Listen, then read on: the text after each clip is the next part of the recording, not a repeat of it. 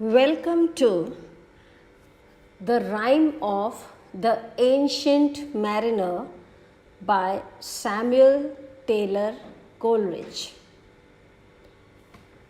Samuel Taylor Coleridge की the rhyme of the ancient mariner में आपका स्वागत है. Today in the first video we are going to take up the first 20 lines of the poem. There will be a series of lines which you have to see throughout. हम सबसे पहले इसकी प्रारंभिक 20 पंक्तियाँ देखेंगे. Rhyme of the ancient mariner पर आपको कई वीडियोस देखनी होंगी. आप क्रम से एक एक करके आगे की सारी वीडियोस देखिएगा. सबसे पहले हम पहले वीडियो में पार्ट 1 की पहली 20 लाइन्स देखते हैं. Coming to the first 20 lines of the poem, let us see the introduction of how the poem came into being. The Rime of the Ancient Mariner was first published in the Lyrical Ballads in 1798. Later on, it was revised, and the later editions that came before the readers are all based on the revision of 1800. The Rime of the Ancient Mariner सबसे पहले 1798 में lyrical ballads में प्रकाशित हुई थी. इसके बाद 1800 में इसका रिवीजन हुआ और बाद वाले जितने भी इसके रूप हमें देखने को मिलते हैं वो 1800 वाले वर्जन के ही ऊपर आधारित हैं. First of all let us see the lines of the text. सबसे पहले हम इसका मूल टेक्स्ट देखते हैं. It is an ancient mariner, and he stoppeth one of three. By thy long grey beard and glittering eye, now wherefore stoppest thou me? The bridegroom's doors are opened wide, and I am next of kin. The guests are met, the feast is set. Mayest hear the merry din. He holds him with his skinny hand. There was a ship, quoth he. Hold off, unhand me, grey-beard loon. Eftsoons his hand dropped he. He holds him with his glittering eye. The wedding guest stood still and listens like a 3 years child. The mariner hath his will. The wedding guest sat on a stone. He cannot choose but hear, and thus spake on that ancient man, the bright-eyed mariner. सबसे पहले जहाँ rhyme of the ancient mariner नाम की कविता शुरू होती है वहाँ हम ये देखते हैं कि एक पात्र जो सामने आता है वो एंशिएंट मैरिनर है. The poem begins with the ancient mariner making an appearance before the readers. It is an ancient mariner, and he stoppeth one of three. Now Coleridge begins the poem by telling us that here we have before us 4 characters. 3 of them are the wedding guests who are going to attend a wedding ceremony, and the ancient mariner, he stops one of these guests. हम देखते हैं कि यहाँ हमें शुरू में 4 पात्र मिल रहे हैं और उन 4 पात्रों में एक एंशिएंट मैरिनर है और 3 गेस्ट्स हैं जो एक विवाह समारोह में जा रहे हैं। एंशिएंट मैरिनर ने एक गेस्ट को पकड़ लिया, रोक लिया। He stoppeth one of 3. He has stopped only 1 guest out of the 3. उसने 3 में से 1 को रोका। By thy long grey beard and glittering eye, now wherefore stoppest thou me? When the ancient mariner stopped the guest, he got a bit sort of irritated, perplexed, and he asked him, by thy long grey beard and glittering eye, now wherefore thou stoppest me? You man, तुम अजनबी, तुम्हारी इतनी लंबी दाढ़ी है, तुम्हारी आंखें अजीब तरह से चमक रही हैं, तुम मुझे जानते भी नहीं हो, मैं तुम्हें जानता नहीं हूँ, तो तुम मुझे क्यों रोक रहे हो? The bridegroom's doors are opened wide, and I am next of kin.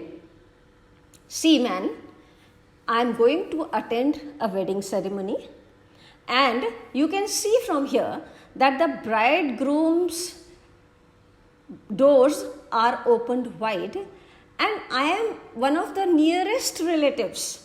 I need to reach there immediately. वो बताता है कि मैं दूल्हे का बहुत ही करीबी रिश्तेदार हूँ। यहाँ से तुम खुले दरवाजे में से देख सकते हो, वहाँ सारी तैयारियाँ हो चुकी हैं। मैं बहुत करीब का रिश्तेदार हूँ, मुझे तुरंत वहाँ पहुँचना है। The guests are met, the feast is set, mayest hear the merry din. देखो, यहाँ से स्पष्ट दिखाई दे रहा है कि सारे के सारे मेहमान वहाँ पहुँच चुके हैं और फीस्ट सेट हो चुकी है, दावत की सारी तैयारियाँ हो चुकी हैं। Mayest hear the merry din. You hear those merry voices. वहाँ जो खुशियों की आवाज़ें आ रही हैं, तुम उन्हें खुद सुन सकते हो। He holds him with his skinny hand. There was a ship, quoth he. He holds him. He, the mariner, ancient mariner, holds him, clutches him tightly with his skinny hand, with his lean and thin hands. Ancient mariner अपने पतले दुबले मरियल से हाथों से उसको पकड़ लेता है और बोलना शुरू कर देता है। क्या बोलता है?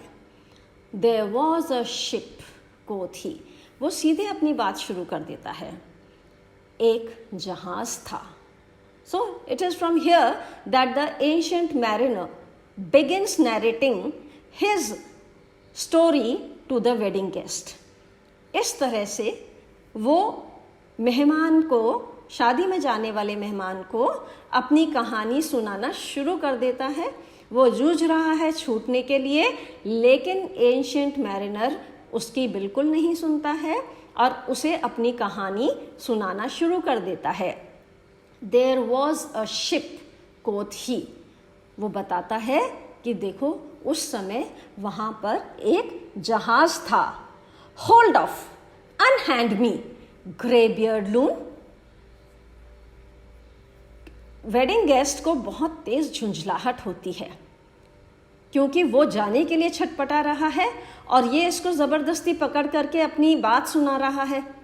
तो वो उसको कहता है गुस्से से, hold off unhand me grey beard loon, ये लंबी दाढ़ी वाले बदमाश आदमी, तुम मेरा हाथ छोड़ दो, मुझे यहाँ से जाने दो। Eftsoons his hand dropped he. The ancient mariner immediately drops his hands. Ancient mariner ने अपने जिस हाथ से उसको पकड़ रखा था, उसने तुरंत अपना हाथ नीचे कर लिया। He holds him with his glittering eye. अब हाथ तो नीचे कर लिया, लेकिन उसने उसको छोड़ा नहीं। हाथ की पकड़, हाथ की जकड़ तो छोड़ दी, लेकिन अपनी ग्लिटरिंग आई, अपनी चमकीली आँखों से उसको पकड़ लिया। The wedding guest stood still. Wedding guest कुछ नहीं कर सका, वो बिल्कुल मूर्तिवत वहाँ पर उसकी आँखों की शक्ति के कारण चुपचाप वहाँ पे खड़ा हो गया। And listens like a 3 years child. The mariner hath his will. And the wedding guest, he is so hypnotized. He is so badly in the grip of the sight of the ancient mariner's glittering eyes that he is unable to get out of it. And he is listening to his story as if a 3 years old innocent child listens to what an elderly person says. जिस तरह से एक 3 साल का अबोध बालक किसी बड़े आदमी के द्वारा बताई हुई बात को शांति से सुनता है, आज्ञाकारिता से सुनता है, ठीक इसी तरह से वेडिंग गेस्ट उसकी बात सुनने लग गया। The mariner hath his will, और एंशियंट मैरिनर की इच्छा पूरी हो गई। The wedding guest sat on a stone he can not choose but here. The wedding guest had no option. He had no choice.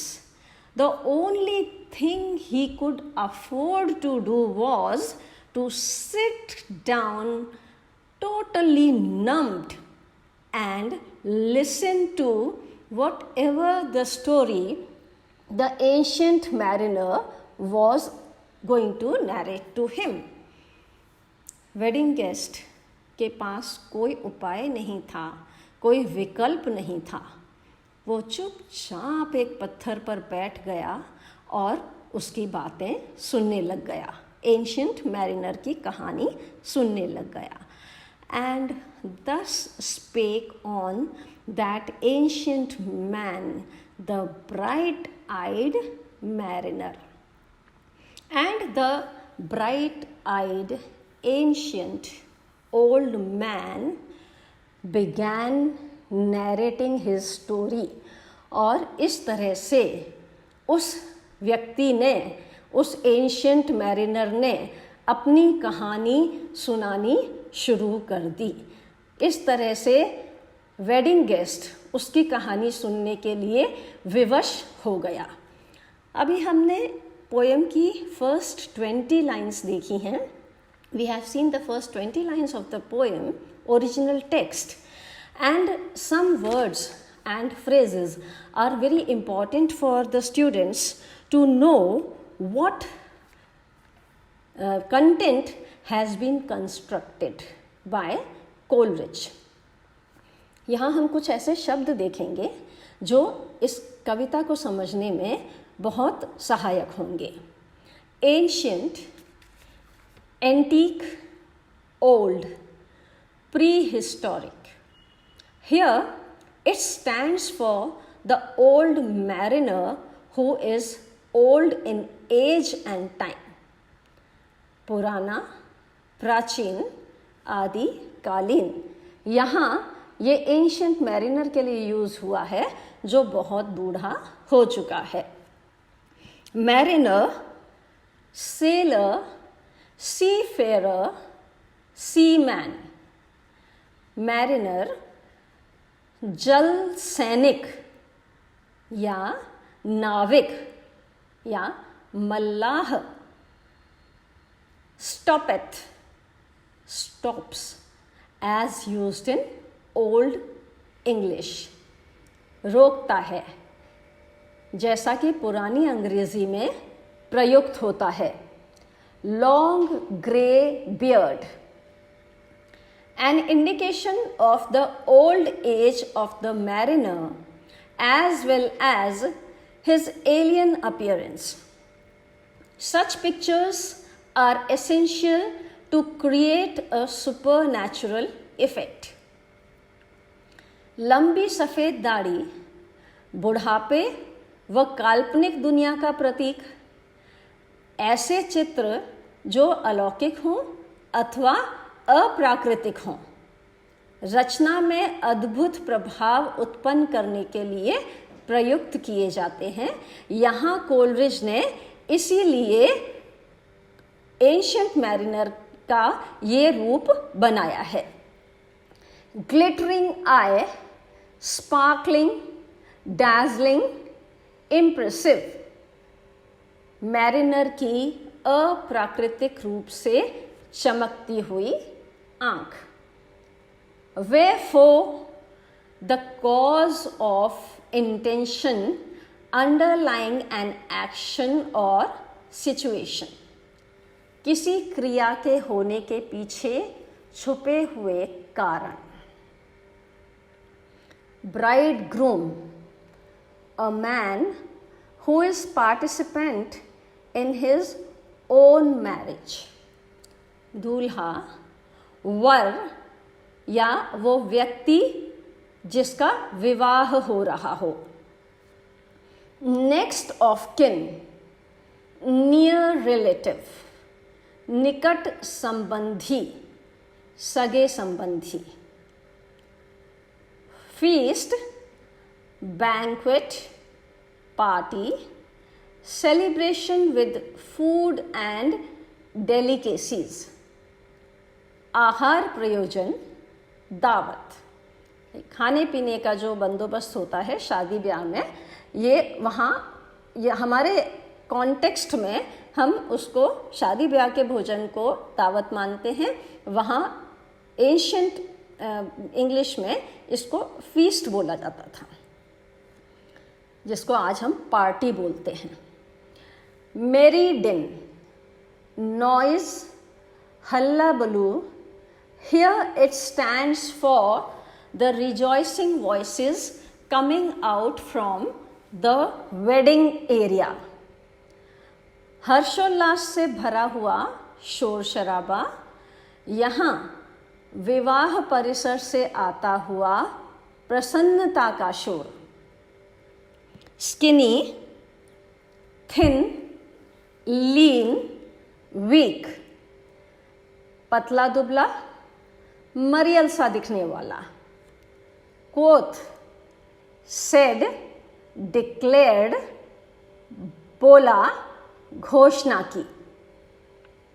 Hold off, leave, let go, हाथ छोड़ो, हाथ हटाओ, जाने दो. Unhand me, leave my hand, remove the hand from me. अपनी जकड़ से मेरा हाथ ढीला छोड़ो, मुझे मुक्त करो. Grey beard loon, a worthless, lazy fellow, a person with confused ideas, incapable of serious thought. नाकारा व्यक्ति, अस्पष्ट विचारों वाला व्यक्ति, गंभीर सोच के अयोग्य व्यक्ति. eftsoons, soon afterwards, repeatedly, किसी एक घटना के तुरंत बाद, निरंतर. जैसे एंशिएंट मैरिनर ने हाथ छोड़ने को बोला, हाथ छोड़ दिया. वेडिंग गेस्ट ने झुंझला के कहा, छोड़ो मेरा हाथ. उसने हाथ छोड़ दिया, लेकिन उसके तुरंत बाद उसने उसे अपनी ग्लिटरिंग आई से पकड़ लिया, अपनी चमकती हुई आंखों से पकड़ लिया. like a 3 years child, as innocently as a child, as if hypnotized, अबोध बालक की भांति जैसे कि सम्मोहित हो गया हो। यहाँ पर अभी हमने the rhyme of the ancient mariner की शुरू की 20 लाइन्स देखी हैं। इसके बाद हम अगले वीडियो में लाइन 21 से आगे इस कविता को समझेंगे। In this video, we have covered the first 20 lines of the long poem, The Rime of the Ancient Mariner. In the next video, we shall continue line 21 onwards. And there's going to be a long series of videos, so kindly see all the following videos because the poem is quite a long one. आप आगे की सारी videos देखें क्योंकि इसमें लंबी कविता होने के कारण कई वीडियोस में इस कविता को हम कवर कर पाएंगे। थैंक यू, धन्यवाद।